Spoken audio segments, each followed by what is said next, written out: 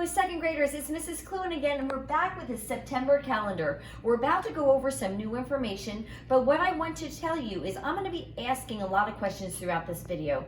And when I ask you a question, what I want you to do is really pause the video, think about it, and write down an answer, and then press play again and come back to see if you got the right answer. So you're going to be pausing and starting up again the video many times during my quick lesson here, okay? So our first card, we said on September 1st, we saw that this was a number rack. You guys guessed that right last time. And hopefully you made some observations regarding our number rack. And my questions were, how many red beads are there on the number rack? And how many white beads are there on the number rack? So you might have to pause it and then go ahead and count them. Okay, hopefully you got that there were 10 red beads and 10 white beads on the number rack. And we all know that 10 plus 10 is 20. That's right. You guys probably learned that in first grade. Now my question is, there are 2 red beads all the way to the left. How many beads altogether are left on the right side of this rack? What equations would you write to figure that out? Pause the video if you need to. I'll write down the equations I came up with to determine that number, and you write down yours too. So here we go. So Mrs. Cluin came up with, I could say that there are 20 beads altogether. I could subtract my 2, and I could come up with the remaining number of beads that are 18. Or I could say, I'm not sure how many beads there are, but I know if I add 2 to that number, I would get 20. And either way, I would solve for the number 18 beads to the right. Okay, considering that, go ahead and pause the video and write down what you think our Wednesday calendar card is. Okay, let's go ahead and take a look. Ooh. I wonder if anybody guessed that. It's a single penny, 1 penny. So here, this is going to represent the number 2. This is going to represent the number 1. I didn't see that coming. So go ahead, and I want you now to pause the video and try to guess what our third calendar marker is for Thursday, September 3rd.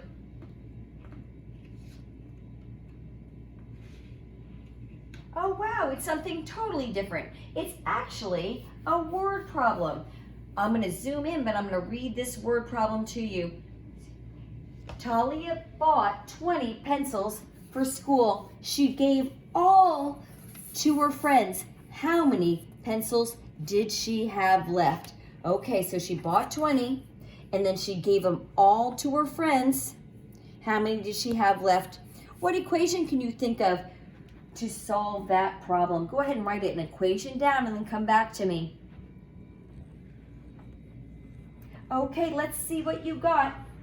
So I wrote down that Talia bought 20 pencils, and then she gave all of them, all 20, to her friends. So I subtracted. I said 20 minus 20, and when you have one number and you subtract that same number from it, you always get 0. So my 20 minus 20 is 0, and Talia had 0 pencils left after she gave them all to her friends.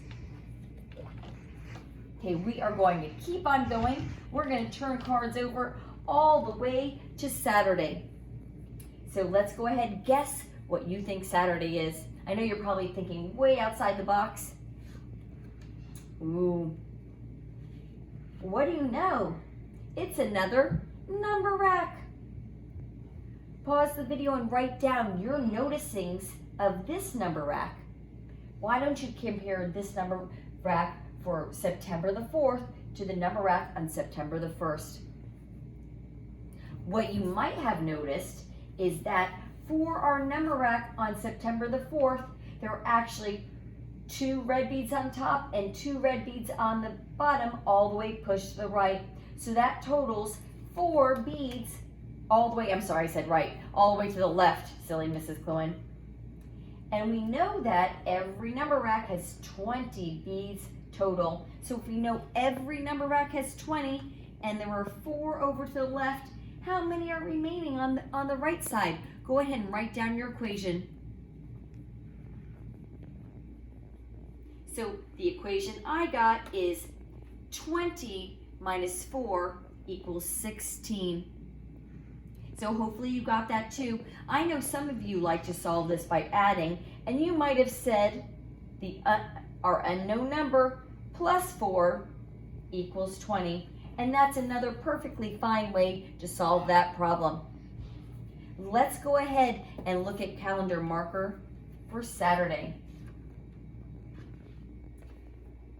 Oh, what do you know? It's pennies again, but it looks very different than our penny on Wednesday, September 2nd. Now what do we notice?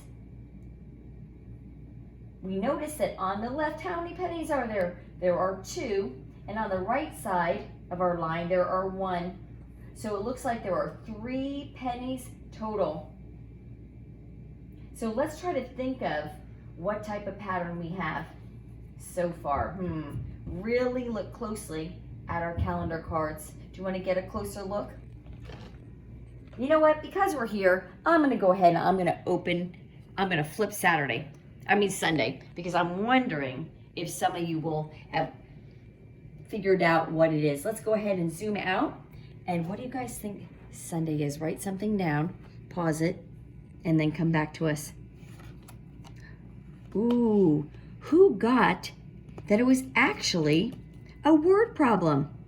Wow, this word problem says Matt has 5 crackers in his lunchbox. He ate some of them and there were 3 left. How many crackers did he eat? Okay, pause it and write down your equation. I'm going to write down mine. For mine, I'm going to write down 5 crackers in his lunchbox. Then they ate or took away a few, and then there were 3 left. So what number would they be subtracting? I could also write 5 minus 3, and I come up with the answer of, that's right, 2. So the 2 crackers were eaten. So hopefully you got that word problem correct as well. So now you're noticing, maybe you're noticing some type of pattern. Number rack, penny, word problem.